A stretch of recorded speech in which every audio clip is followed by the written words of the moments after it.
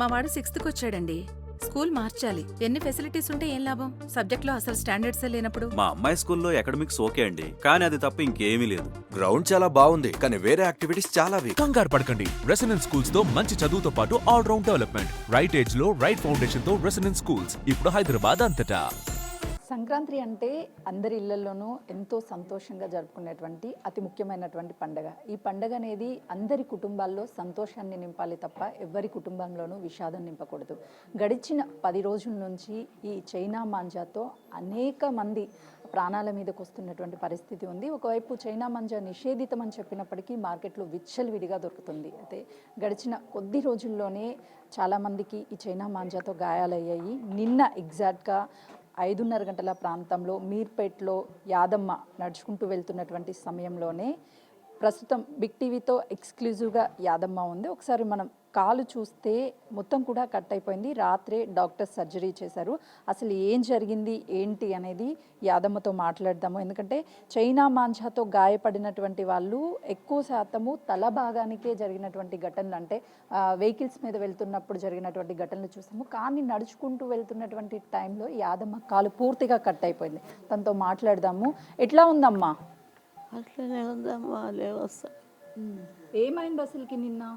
నేను కూరగాయలు తెచ్చుకుందామని బయటకు వెళ్ళిన, అది మాంజ తట్టింది, కోసుకుపోయింది, పడిపోయినా నాకు యాది లేదు. ఇక వేసుకొచ్చాను. ఏం చెప్తావమ్మా? చాలా మందికి చైనా మాంజా అంటే నీకు తెలుసా? తెలియదమ్మా, తెగిపోయింది కాలు, బాధ అవుతుందమ్మా. వస్తుంది, ఎట్లా చేస్తావు? నీది కాలు మొత్తం నన్ను. నా కొడుకు మొన్ననే చచ్చిపోయాడు, 10 నెలలు అవుతుంది. బాధపడకమ్మా, తగ్గిపోతుంది తగ్గిపోతుంది. నీ కాలు మొత్తమ్మా. అంటే చాలా మందికి ఈ మధ్య చైనా మాంజా తాకి ఇట్లానే కట్ అయిపోతుంది. వాడే వాళ్ళకి ఏం చెప్తావు? అమ్మా, నాకు తెలియదు. చైనా మాంజా వాడొద్దని చెప్తావా? నేను బయటికి వెళ్ళామ్మా, నాకు ఎందుకు కాశారమ్మా. నీకు అర్థమైందా అంటే చైనా మాంజాతోనే కట్ అయింది అని? అయ్యనే ఇప్పుడు గాలిపటాల కోసం చైనా మాంజా వాడుతున్నారు. మీ కాలంలో ఏం వాడేవాళ్ళు పతంగులు ఎగరేయడానికి? ఒట్టి దారం ఆడేది. ఆ దారం ఏమన్నా ప్రమాదమా అప్పుడు మీరు? ఏమి లేకుండే, ఇప్పుడు అయినాయి అమ్మా, అప్పుడు ఏమి లేవు. ఇప్పుడు ఎట్లా చేస్తామ్మా, కాలు గుంజుతుంది. పెద్దావిడివి, నువ్వు అస్సలే నడవలేనటువంటి పరిస్థితిలో ఉన్నావు. మరి ఇప్పుడు ఇది కట్ అయిపోయింది, ఏం చెప్తున్నారు డాక్టర్లు? ఏం చెప్తారో రాసుకొని తెలియదమ్మా. అని కాలు మొత్తం నాకు. సర్జరీ ఎప్పుడు జరిగిందమ్మా? రాత్రి జరిగిందా? ఎన్ని రోజులకి నడవచ్చు అని చెప్తున్నారు డాక్టర్లు? ఏమీ చెప్పలే ఇంకా నాకు. టాబ్లెట్స్ ఇచ్చారా? గోధులు సూదులు ఇచ్చారు. ఆ చైనా మాంజా ఎక్కడి నుంచి వచ్చింది కనిపించిందా నీకు నడిచేటప్పుడు? అప్పుడు ఆడేటప్పుడు నేను ఎందుకు చూడలే మేడము. ఇట్లా ఇంట్లోకి వెళ్ళి బయటకు వెళ్ళిన గంతే, ఆ రోడ్డు మీదకి వెళ్ళేది చేసింది, పడిపోయినాయి. నాకు క్యాలేదు, మస్తు రక్తం పోయి. ఎవరు చూసారు? ఆ పక్క వాళ్ళే వచ్చి అంతటి పట్టుకున్నారు. మా వాళ్ళకి ఫోన్ చేస్తే వచ్చి ఊరికి పోయిన వాళ్ళు వేసుకొచ్చారు రాత్రి. ఎంత టైంకి జరిగింది అంటే ఎన్ని గంటలకు జరిగింది? 6 అవుతుంది. 6 అవుతుందా? కనిపించిందా నడిచేటప్పుడు? ఏమన్నా పైన ఉందా? ఇక నేను ఏది చూడలే మేడం, చుట్టుకోగానే ఏందని ఇట్లా చూస్తూనే ఉన్నా, మొత్తం కోసుకుపోయినాయి. నొప్పిగా అనిపించిందా? రక్తం మస్తు పోయింది, ఏటను కోసినంత పోయింది. ఇక నాకు కళ్ళు మూసుకపోయినాయి. మందు పట్టుకొచ్చారు, మా వాళ్ళకి ఫోన్ చేస్తే వచ్చారు.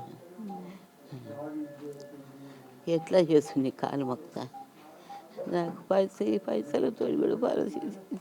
అంటే పండగ పూట ఇట్లా జరగడం బాధాకరమే అమ్మా, నిజంగా. నేను తల్లి ఎట్లా చేసిపోతావో.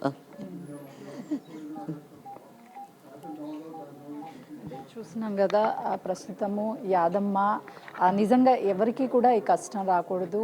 తను నడుచుకుంటూ వెళ్తున్నాను, ఆ సమయంలో నాకు కాలుకి ఏదో తట్టినట్టు అనిపించింది. నేను దిగేలోపే కాలు మొత్తం కూడా అంటే తను కనీసం ఏం జరిగింది అని చూసుకునే లోపే కాలు మొత్తం కట్ అయిపోయింది, ఓవర్ బ్లేడ్ వచ్చింది.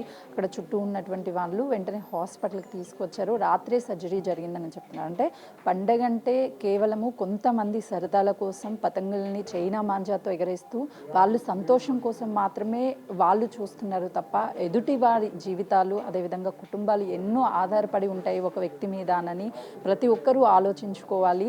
పండగ కంటే ముందే కూడా చాలామంది కుటుంబాల్లో విషాదం ఇలా చోటు చేసుకుంటుంది. ఇప్పుడు యాదమ్మ ఇప్పుడిప్పుడే సర్జరీ చేసింది కాబట్టి కోలుకోవడానికి టైం పడుతుంది. వయసు కూడా 85 సంవత్సరాలు పైబడే ఉంది కాబట్టి ఒకవైపు సర్జరీ అదేవిధంగా తన ఆరోగ్య పరిస్థితి దృష్టిలో ఉంచుకొని డాక్టర్స్ కూడా సర్జరీ నిన్ననే కంప్లీట్ చేశారు. కాబట్టి ఇలాంటి ఘటనలు ఎవరి కుటుంబాల్లో జరగొద్దు అంటే రానున్నటువంటి 2 రోజుల పాటు ముందస్తుగానే చాలా వరకు పతంగులు ఎగరేస్తూ ఉంటారు. కాబట్టి ఎవరూ కూడా పతంగుల ఆనందాన్ని మిగిల్చాలే తప్ప ఎవరి జీవితాల్లోనూ విషాదం నింపకూడదు. అంటే చైనా మాంజాని వాడొద్దు అని చెప్పేసి మరొకసారి బిగ్ టీవీ మీకు తెలియజేసే ప్రయత్నం చేస్తుంది.